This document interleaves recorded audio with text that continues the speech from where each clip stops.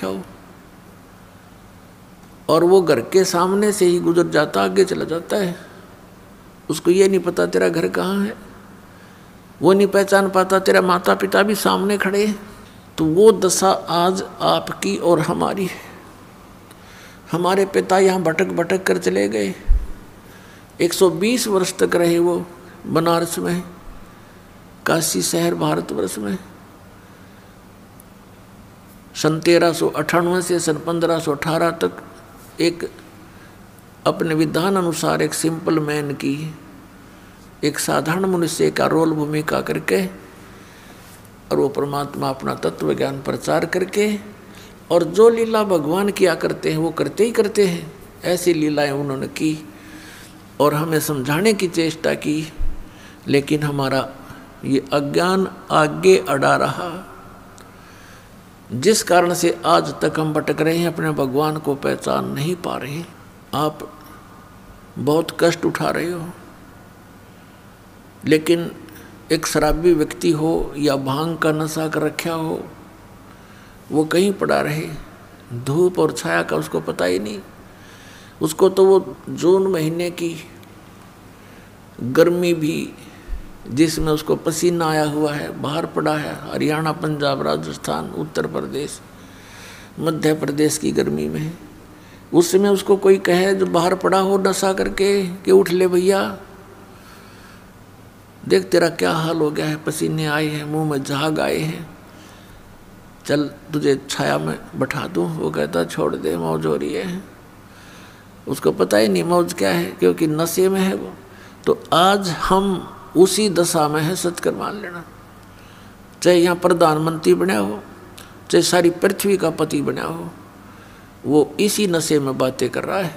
अब पुण्यात्मा परमात्मा कहते हैं, इस झूठे सुख को सुख कहे, ये मान रहा मन मोद, ये सकल चबीना काल का, कुछ मुख में कुछ गोद। फिर क्या बताते हैं, कबीर ये माया अटपटी, सब घट आण अड़ी, किस किस को समझाऊं या कुएं बांग पड़ी। इस 21 ब्रह्मांड के कुएं में इस काल भगवान ने, जो यहाँ का स्वामी है, यहाँ का मालिक है, इसने ये झूठे सुख की इस माया की भांग डाल दी, और सभी ने उसी के जल को पान कर रखा है, पी रखा है। अब आप शाम के समय किसी ठेके पर जाकर देखो, वहाँ से पी कर टिट्टी बनकर चाहे सोजने आ रहे हों, रास्ते में उनसे बात करके देखना, एक जैसी भाषा, एक जैसी चाल, एक जैसा उनका बर्ताव होगा। ऐसे बोल रहे तुम सिर पाँव हैं, या बोल रहे नहीं, चल अपना काम करें, समझाने की चेष्टा करें तो माने नहीं। तो इस प्रकार से हम उसी काल की भांग को पीकर मस्त हुए फिरते हैं। और परमात्मा कहते हैं, कबीर ये माया अटपटी, सब घट आण अड़ी, और किस किस ने समझाऊं या कुएं बांग पड़ी।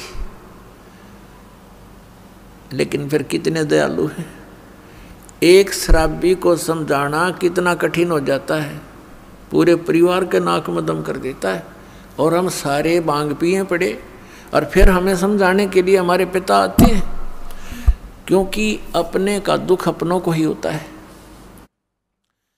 इस काल यहाँ का जो भगवान है, इसको भगवान कहते हैं, भगवान उसे कहते हैं जो दुख ना दे, केवल सुख दे।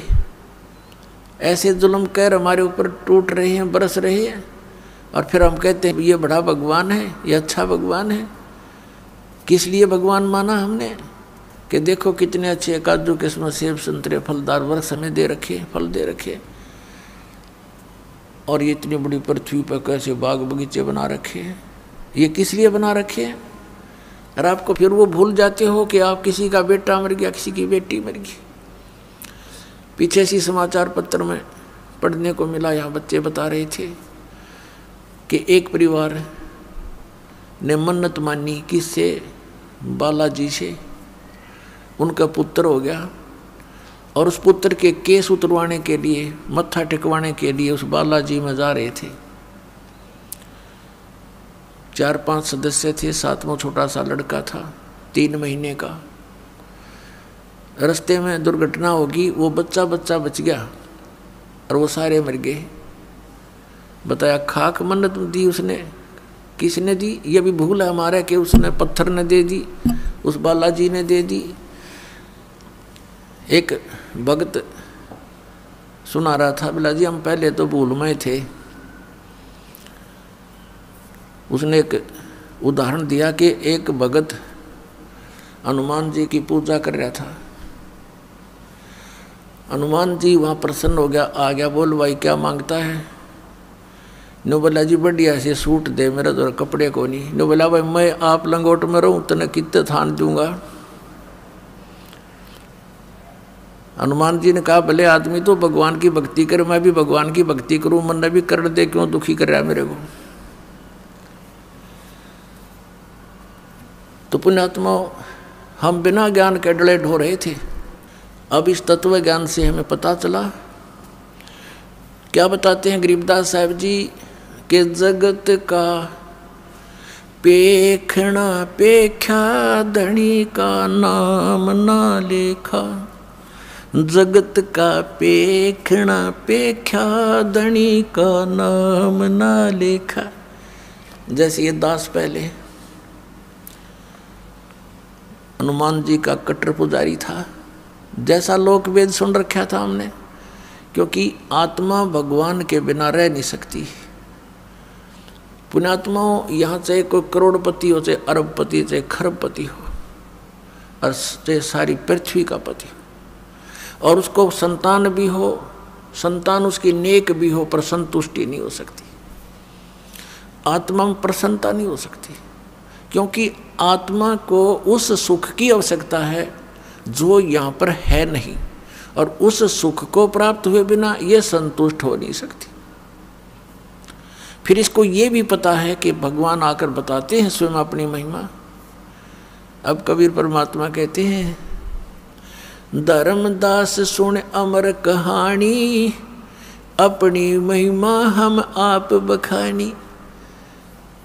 कि अपनी महिमा मैंने आप बतानी पड़े आकर के। इस मेरी महिमा को बताने वाला इस पृथ्वी पर कोई 21 ब्रह्मांड में नहीं छोड़ रखा, इसलिए किसी को याद ही नहीं रहा। सबको भांग पिला रखी है, सबके 3 इंजेक्शन लगा रखे, तीनों गुण इनके ऊपर प्रभावी है। इनको सो दिए को ना, इनको जितना दिखे ये बेटा बेटी कार कोठी आगे कुछ दिखाई नहीं देता इन बोली आत्माओं को, इतना बांध दिया इनकी बुद्धि को। तो क्या बताते हैं कि अपनी महिमा मैंने आप ही आके बतानी पड़ी। तो इस परमात्मा के से प्राप्त ज्ञान के आधार से हमें फिर दिखाई देने लगा। जैसे ये दास पहले हनुमान जी का पुजारी था,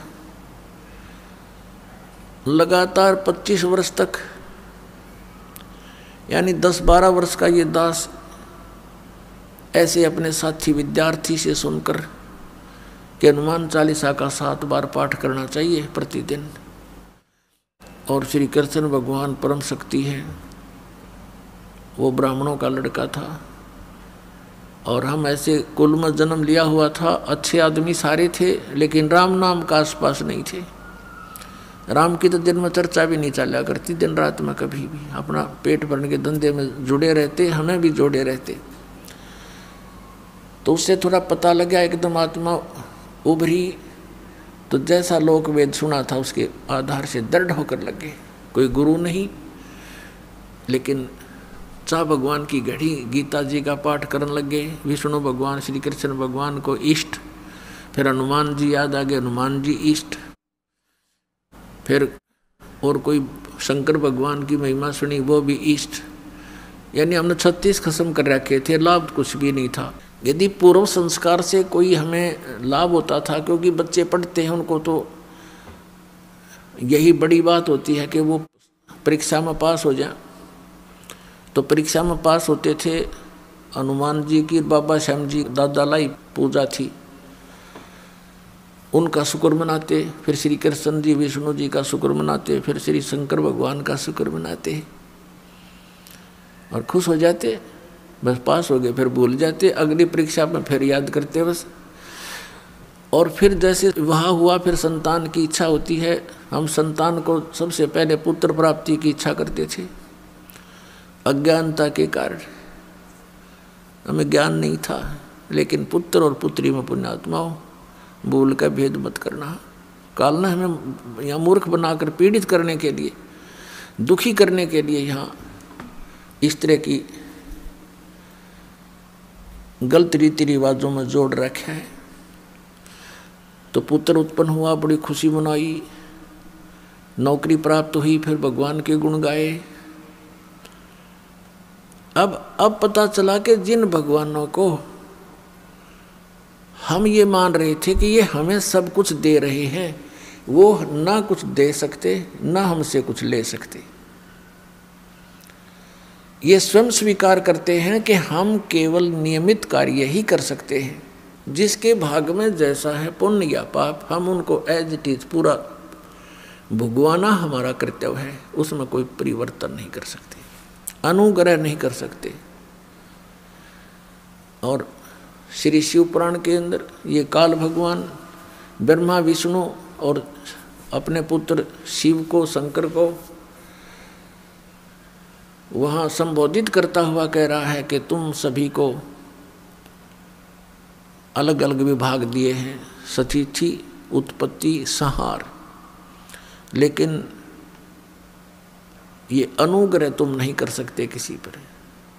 अनुग्रह माने कृपा।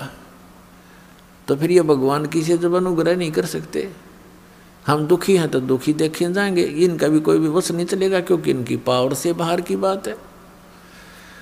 तो हम इनसे ही ये सब लाभ मान रहे थे। तो यहाँ परमात्मा कहते हैं जगत का पेखना पेख्या धनी का कितना नाम ना लेखा। जो हमें सब कुछ दे रहा था, हमें सब कुछ उपलब्ध करा रहा है, हमारे दुखों का निवारण कर सकता है, उसका कहीं नाम भी नहीं, जिक्र भी नहीं। अब इस प्रकार से हम परमात्मा की भक्ति महिमा से अपरिचित होकर के ये सब क्रियाएं कर रहे थे और इन भगवानों पर आश्रित थे। कबीर परमेश्वर जी कहते हैं कि धर्मदास सुन अमर कहानी, हमने अपनी महिमा आप बखानी। क्या बताते हैं परमात्मा कबीर परमेश्वर जी? कबीर पीछे लग गया जाऊं था मैं लोक वेद के साथ, रस्ते में सतगुरु मिले भाई दीपक दे दिया हाथ। कबीर परमात्मा जी कहते हैं कि इस भक्ति के मार्ग में, भक्ति के सफर में हम लोक वेद के आधार से चल रहे थे, और इस भक्ति मार्ग में, इस रास्ते में हमें सतगुरु मिल गए। उन्होंने तत्व ज्ञान रूपी ये दीपक टॉर्च हमें दे दिया। अब हम इस तत्व ज्ञान यथार्थ भक्ति मार्ग रूपी टॉर्च तत्व ज्ञान की रोशनी में हम पथ भ्रष्ट नहीं होंगे, हम कुमार्ग पर नहीं जाएंगे, हम सुमार्ग पर चलेंगे और अपने घर पहुंच जाएंगे, यानी मोक्ष प्राप्त कर लेंगे।